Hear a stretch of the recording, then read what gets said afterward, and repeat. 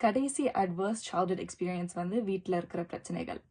இதில் சில உதாரணம் வந்து வீட்டில் யாருக்கும் அடிக்ஷன்ஸ், மனநோய் இல்லாட்டி சூசைட் அட்டம்ஸ் இருந்ததுன்னா, யாராவது ஜெயிலுக்கு போயிருக்காங்கன்னா, பெற்றோர்கள் செப்பரேட் இல்லாட்டி டிவோர்ஸ் ஆயிருக்காங்கன்னா, அதுக்கப்புறம் ஜென்ரலாகவே சண்டை நடக்கிறது.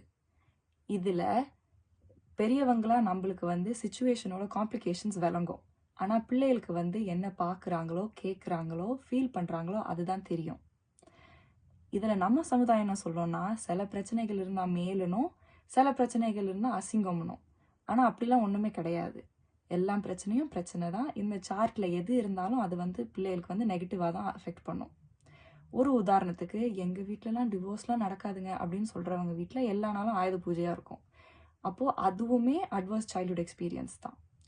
இன்னும் சொல்லப்போனால், நான்லாம் என் பிள்ளை மண்டையில் வந்து செம்மண்ணு தான் போடுவேன் அப்படின்னு சொல்கிறவங்களுக்கு நீங்கள் வந்து பதிலுக்கு நான் களிமண்ணு தான் போடுவேன்னு சொன்னாலும் மண்ணு தான்.